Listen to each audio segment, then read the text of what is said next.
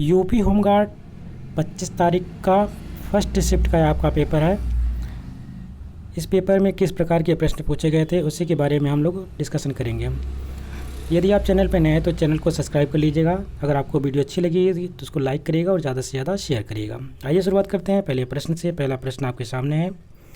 प्रश्न नंबर 1 में पूछा गया था कि SR राव द्वारा तैयार की गई किस पुरातात्विक स्थल की खुदाई रिपोर्ट में ऊँटों का संक्षिप्त उल्लेख किया गया है।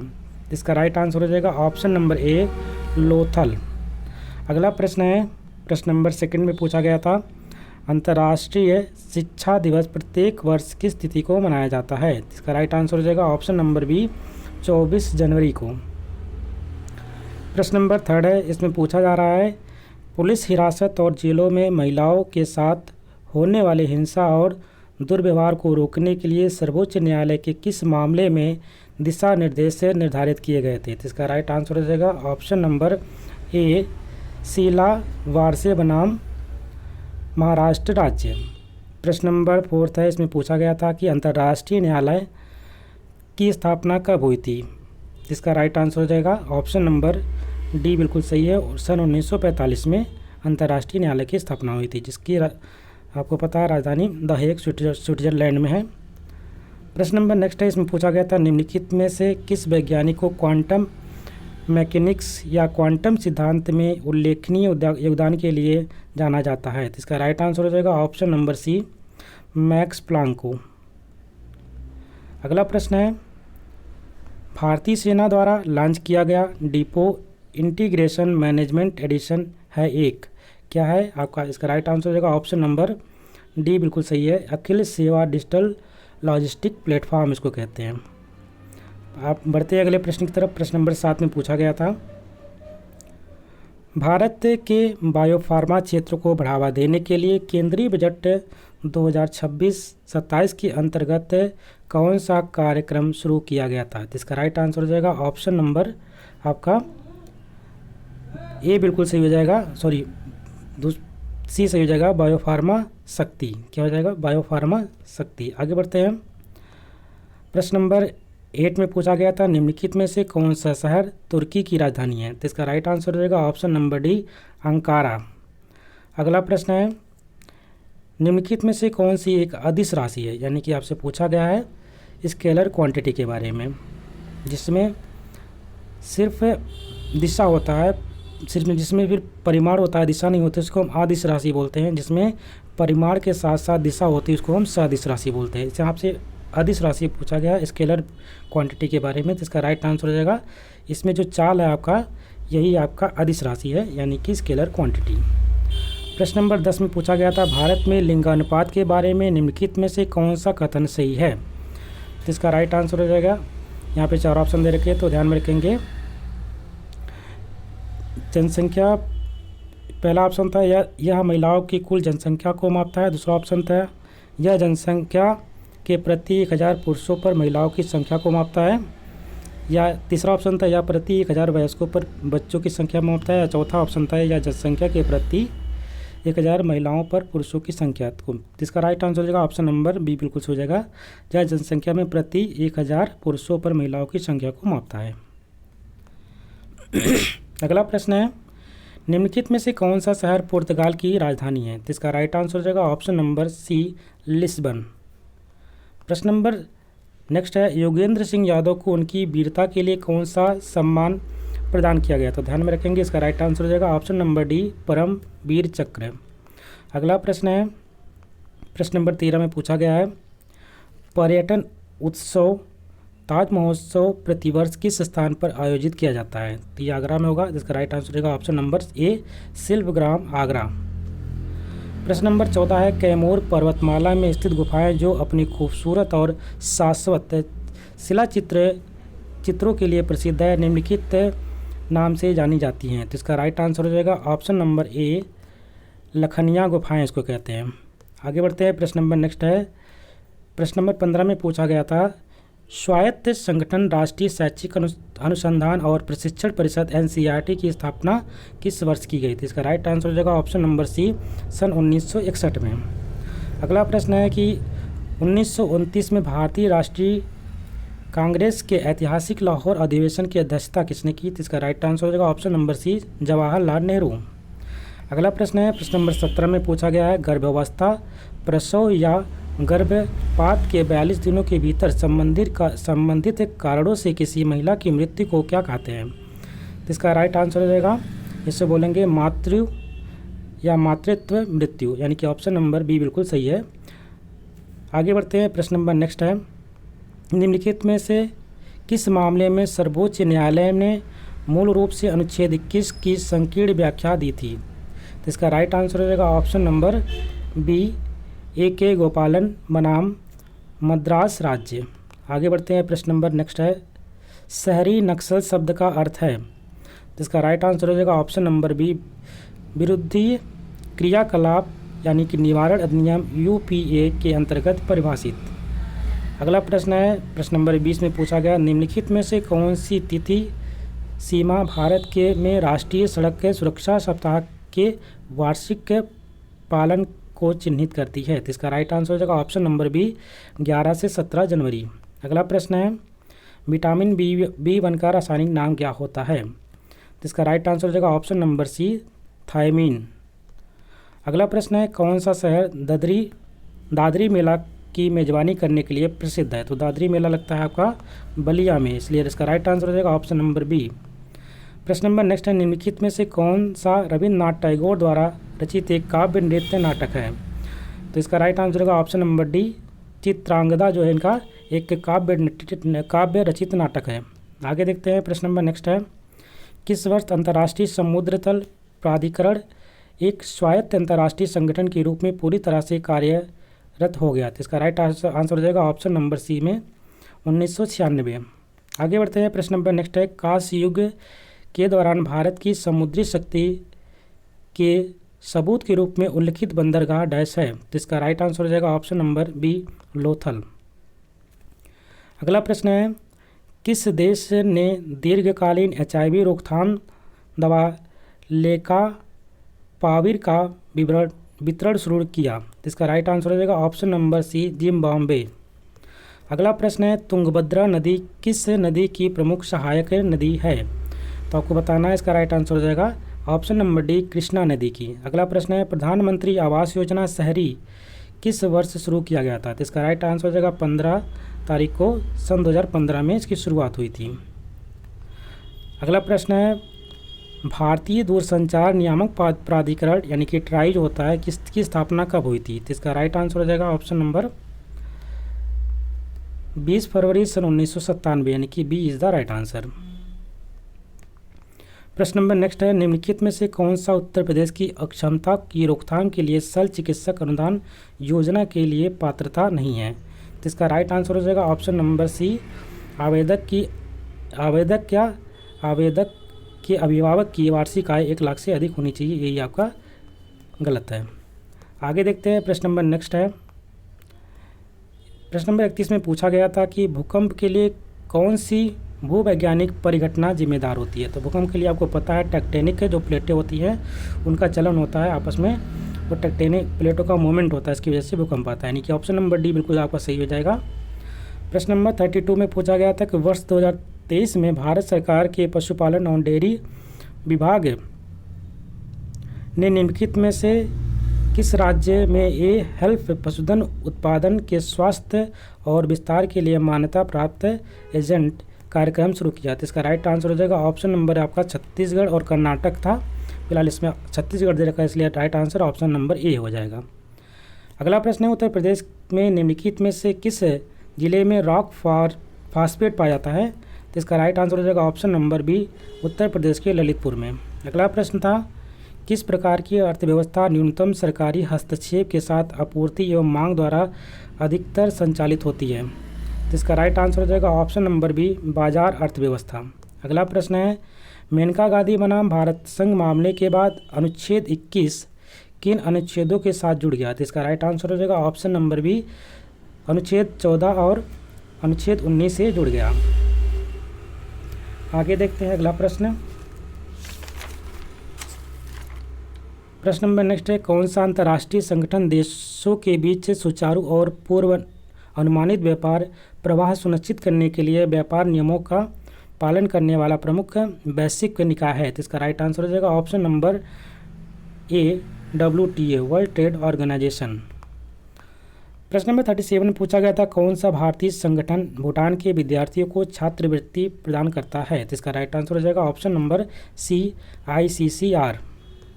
अगला प्रश्न है कि राष्ट्रीय डॉक्टर दिवस प्रत्येक वर्ष डैश को मनाया जाता है? तो राष्ट्रीय डॉक्टर दिवस प्रत्येक वर्ष 1 जुलाई को मनाया जाता है। प्रश्न नंबर नेक्स्ट है निम्नलिखित रासायनिक अभिक्रिया के लिए संतुलित समीकरण चुनिए। तो इसका राइट आंसर हो जाएगा ऑप्शन नंबर डी बिल्कुल सही है, ऑप्शन नंबर बी बिल्कुल सही है। H2Cl मिलकर हो जाएगा 2HCl। प्रश्न नंबर 40 में पूछा गया था कि सम जैसलमेर में पाए जाने वाले अर्धचंद्राकार रेत के टीलों को वैज्ञानिक रूप से किस प्रकार से जाना जाता है? तो इसका राइट आंसर हो जाएगा, इसको कहते हैं हम लोग बरकान टीले या बरखान टीले भी कहते हैं इसको। प्रश्न नंबर 41 में पूछा गया था निम्नलिखित में से कौन सा जनसंख्या घनत्व की सबसे अच्छी व्याख्या करता है? तो ध्यान में रखेंगे इसका राइट आंसर हो जाएगा ऑप्शन नंबर बी, प्रति इकाई क्षेत्र में रहने वाले लोगों की संख्या। प्रश्न नंबर 42 में पूछा गया था कि भारत के किस राज्य में होली का त्यौहार याओसांग के रूप में मनाया जाता है? इसका राइट आंसर हो जाएगा ऑप्शन नंबर ए, मणिपुर में। अगला प्रश्न है उत्तर प्रदेश के संदर्भ में आपको बताना है PAC का पूर्ण रूप क्या होता है? जो PAC होती है उसका पूरा नाम क्या है आपको बताना है। तो इसका राइट आंसर हो जाएगा ऑप्शन नंबर बी, प्रादेशिक आर्म कंसल्टेबुलरी। अगला प्रश्न है भारत में परमाणु ऊर्जा संयंत्रों के निर्माण और संचालन के लिए कौन सा संगठन जिम्मेदार है? तो इसका राइट आंसर हो जाएगा option number C, NPCIL, national power corporation India limited. प्रश्न नंबर 45 में पूछा गया था कि कौन सी पर्वत श्रृंखला भारत और चीन को प्राकृतिक रूप से अलग करती है? तो ध्यान में रखेंगे इसका राइट आंसर हो जाएगा ऑप्शन नंबर डी, हिमालय। अगला प्रश्न है निम्नलिखित में से कौन सा मानव अधिकार का सबसे अच्छा वर्णन करता है? तो इसका राइट आंसर हो जाएगा ऑप्शन नंबर बी, अधिकार जो सभी पुरुषों के लिए है, सभी अधिकार जो पुरुषों के लिए बने होते हैं, यही आपका राइट आंसर हो जाएगा। आगे बढ़ते हैं, अगला प्रश्न है 47 पूछा गया था वियतनाम की आधिकारिक मुद्रा क्या है? जिसका राइट आंसर हो जाएगा ऑप्शन नंबर ए, वियतनामी डोंग इसको कहते हैं। अगला प्रश्न है पहला विश्व टेक समिट कहाँ आयोजित किया गया था? जिसका राइट आंसर हो जाएगा ऑप्शन नंबर ए, डी है, नई दिल्ली में। आगे बढ़ते हैं, प्रश्न नंबर नेक्स्ट है, इसमें पूछा गया था SGRY में संपूर्ण ग्रामीण रोजगार योजना इसको कहते हैं, ग्रामीण क्षेत्र में निम्नलिखित में से क्या प्रदान करने पर ध्यान दिया गया है? तो ध्यान में रखेंगे इसका राइट आंसर हो जाएगा संपूर्ण ग्रामीण रोजगार योजना के अंतर्गत आपको खाद्य सुरक्षा प्रदान करने का पर ध्यान दिया गया, यानी कि ऑप्शन नंबर बी आपका बिल्कुल सही हो जाएगा। आगे बढ़ते हैं, प्रश्न नंबर 50 में पूछा गया था अंडमान और निकोबार द्वीप समूह की सबसे ऊंची चोटी का नाम क्या है? तो इसको कहते हैं सैडल पीक के नाम से जानते हैं। अगला प्रश्न है डैश को प्रत्येक वर्ष 17 मई को विश्व स्तर पर मनाया जाता है? तो 17 मई को क्या मनाया जाता है? तो इसका राइट आंसर हो जाएगा ऑप्शन नंबर सी, विश्व दूरसंचार और सूचना समाज दिवस मनाया जाता है। प्रश्न नंबर 52 पूछा गया था कि 1875 में पृथ्वी के उस भाग का वर्णन करने के लिए जो जीवन का समर्थन करता है बायोस्फीयर शब्द किसने गढ़ा?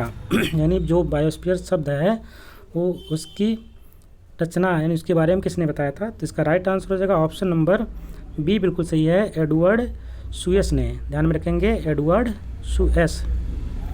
प्रश्न नंबर 53 में पूछा गया था कौन सा सोशल मीडिया मैट्रिक आपके कंटेंट को देखने वाले अद्वितीय उपभोक्ता की कुल संख्या को संदर्भित करता है? तो इसमें राइट आंसर हो जाएगा रिच। इसमें रीच होता है ना, कितना रीच हुई, बड़ी है। आगे देखते हैं, प्रश्न नंबर नेक्स्ट है अगला प्रश्न है कैगा परमाणु ऊर्जा परियोजना कर्नाटक के किस जिले में स्थित है? फिलहाल तो आपको पता है कैगा कर्नाटक में, लेकिन किस जिले में? तो ध्यान में रखेंगे उत्तर कन्नड़ जिले में। ध्यान ऑप्शन नंबर डी बिल्कुल सही हो जाएगा, उत्तर कन्नड़ जिला। प्रश्न नंबर नेक्स्ट है नेपाल के पूर्व में कौन सा भारतीय राज्य स्थित है? तो नेपाल के पूर्व में सिक्किम राज्य स्थित है। Option number B is the right answer. प्रश्न नंबर 56 पूछा गया था मुना द्वीप मुनाद्वीप पर खोजी गई विश्व की सबसे पुरानी ज्ञात शैल कला किस देश में पाई गई? तो इसका राइट आंसर हो जाएगा ऑप्शन नंबर बी, इंडोनेशिया। अगला प्रश्न है, प्रश्न नंबर 57 पूछा गया था, निम्नलिखित में से कौन सा विषय भारतीय संविधान के अनुच्छेद 189 के अंतर्गत आता है? तो इसका राइट आंसर हो जाएगा ऑप्शन नंबर ए, सदनों में मतदान। प्रश्न नंबर 58 में पूछा गया, किस चिकित्सा पेशेवर को दर्द रहित सर्जरी करने के लिए एनेस्थीसिया की शुरुआत करने का श्रेय दिया जाता है? तो इसका राइट आंसर हो जाएगा ऑप्शन नंबर सी, बिल्कुल सही है, विलियम टी.सी. मार्टन को।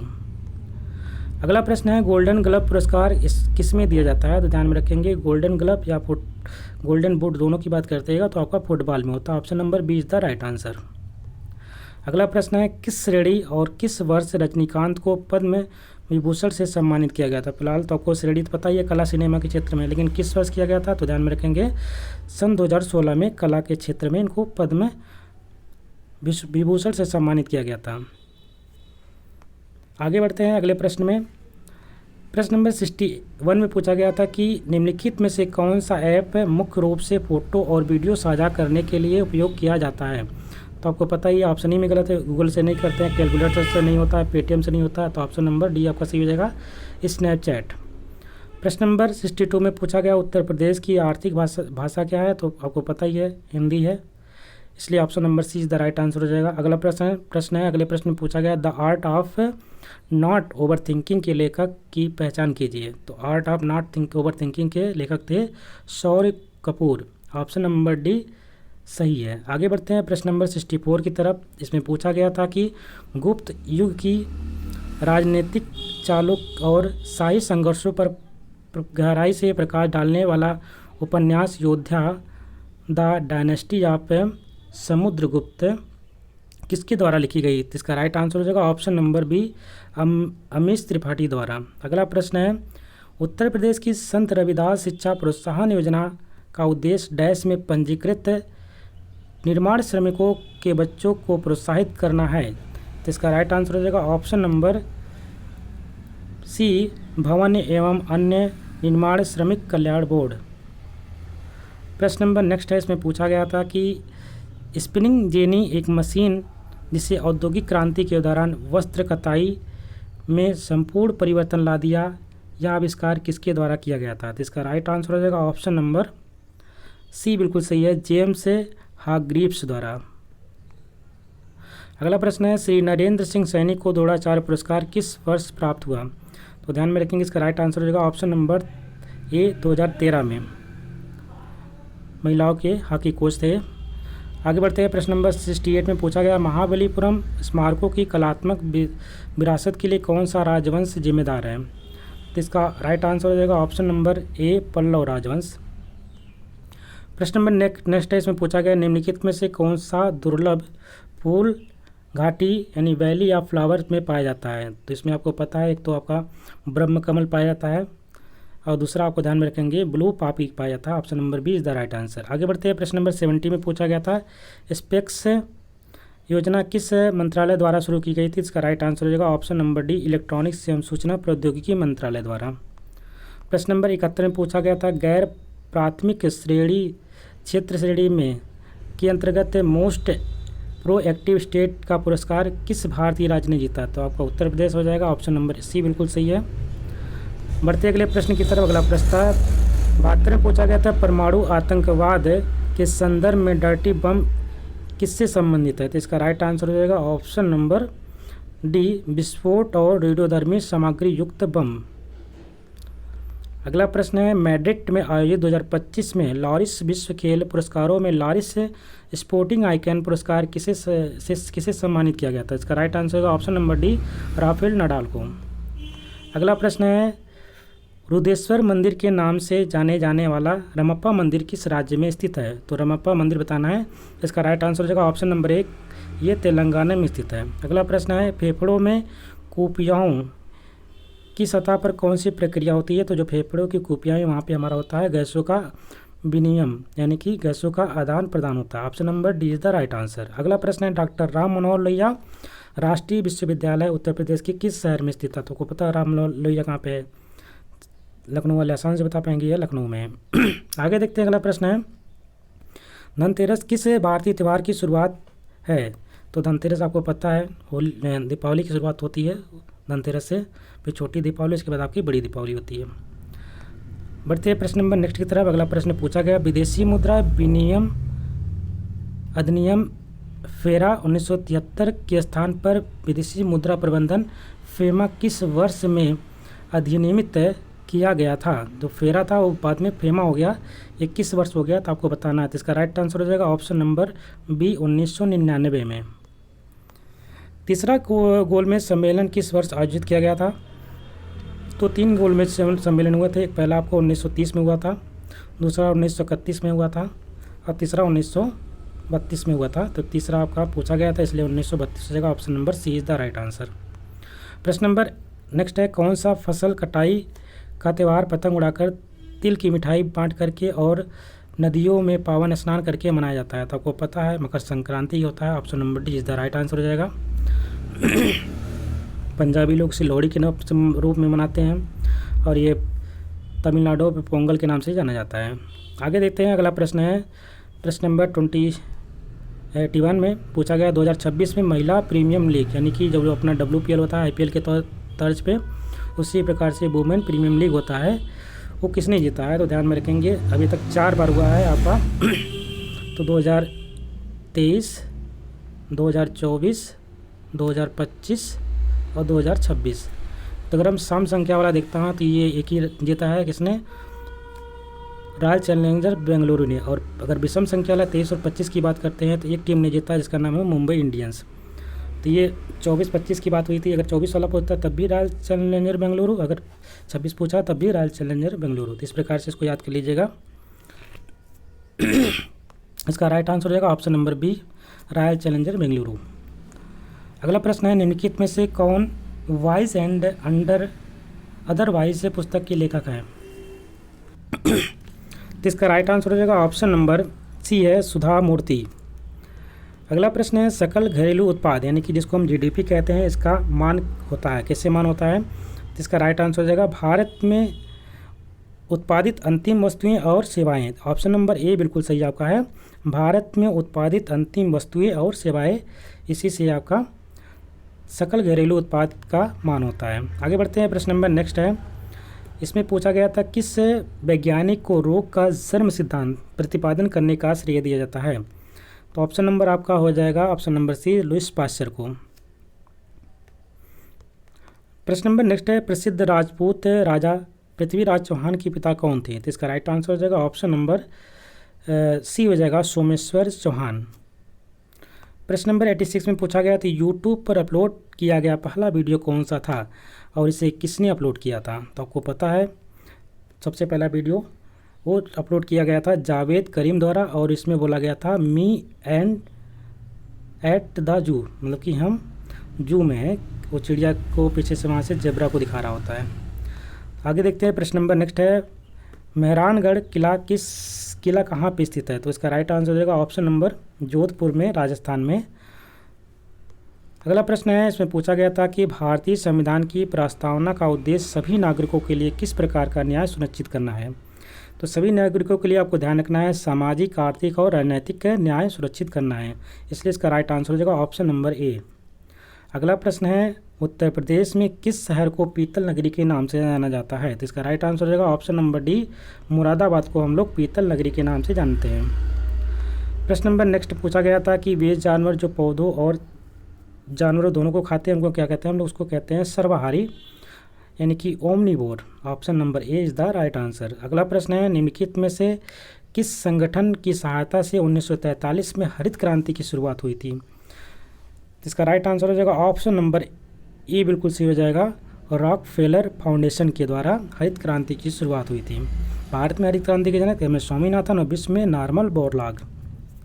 आगे देखते हैं, प्रश्न नंबर 92 में आत्मनिर्भर भारत अभियान किस वर्ष शुरू किया गया था? तो आत्मनिर्भर भारत की बात करते हैं तो इसकी शुरुआत हुई थी 2020 में, यानी कि 2020 में। Option number A is the right answer.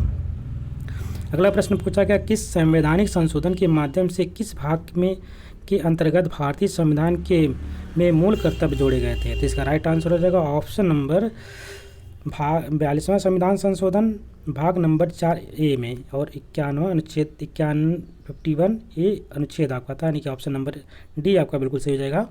42वां संविधान संशोधन भाग 4 अनुच्छेद 51A। प्रश्न नंबर नेक्स्ट है, सार्वजनिक मामलों में योगदान के लिए निम्नलिखित में से किसे 2020 में पद्म भूषण से सम्मानित किया गया था? तो इसका राइट आंसर हो जाएगा ऑप्शन नंबर डी, SC जमीर को। अगला प्रश्न है, 2024 का G20 शिखर सम्मेलन किस देश में आयोजित किया गया था? 2024 का पूछता है तो 23 में भारत में हुआ था, उसके बाद ब्राज़ील में हुआ था, और उसके बाद आपका दक्षिण अफ्रीका में 25 में हुआ है। बढ़ते अगले प्रश्न की तरफ, तमिलनाडु में सरकारी कामकाजी महिला छात्रावास योजना राज्य सरकार के किस विभाग के अंतर्गत कार्यान्वित की जाती है? तो इसका राइट आंसर हो जाएगा ऑप्शन नंबर सी, सामाजिक कल्याण एवं महिला सशक्तिकरण विभाग। प्रश्न नंबर नेक्स्ट है, निम्नलिखित में से कौन सा हरियाणा का लोक नृत्य है? तो इसका राइट आंसर हो जाएगा ऑप्शन नंबर डी बिल्कुल सही है, गुग्गा। गुग्गा जो है हरियाणा की एक लोक नृत्य है और होली के त्यौहार पर यह मनाया जाता है। अगला प्रश्न है, निम्नलिखित में से कौन सा मिशन भारत सरकार द्वारा कृषि क्षेत्र में जलवायु परिवर्तन से निपटने के लिए कार्यान्वित किया गया है? इसका राइट आंसर हो जाएगा ऑप्शन नंबर ए बिल्कुल सही है, राष्ट्रीय सतत कृषि मिशन, यानी कि national mission for the sustainable and agriculture. अगला प्रश्न है, निम्नलिखित में से कौन सा मालदीव की आधिकारिक मुद्रा है? तो मालदीव की आधिकारिक मुद्रा हो जाएगा ऑप्शन नंबर डी बिल्कुल सही है, मालदीवियन रुफिया इसको बोलते हैं, RF से इसको रिप्रेजेंट किया जाता है, ध्यान में रखेंगे। अगला प्रश्न है और लास्ट प्रश्न है, तुगलक वंश के संस्थापक कौन थे? तो इसका राइट आंसर हो जाएगा ऑप्शन नंबर ए बिल्कुल सही है, गयासुद्दीन तुगलक जो थे वही तुगलक वंश के संस्थापक थे। इस प्रकार के 100 प्रश्न आपके एग्ज़ाम में, जो कि 25 तारीख को फर्स्ट शिफ्ट का एग्ज़ाम हुआ था, फर्स्ट शिफ्ट का एग्ज़ाम, ठीक है, और 2026 का यह पेपर है। पूरा सॉल्यूशन आपको A to Z करा दिया गया है। आपको वीडियो कैसी लगी है कमेंट करके ज़रूर बताइएगा। अगर आपको वीडियो अच्छी लगी इसको लाइक करिएगा, शेयर करिएगा, और चैनल पर नए हो तो चैनल को सब्सक्राइब भी कर लीजिएगा, ठीक है। मिलते एक नए वीडियो में, तब तक के लिए नमस्कार, जय हिंद।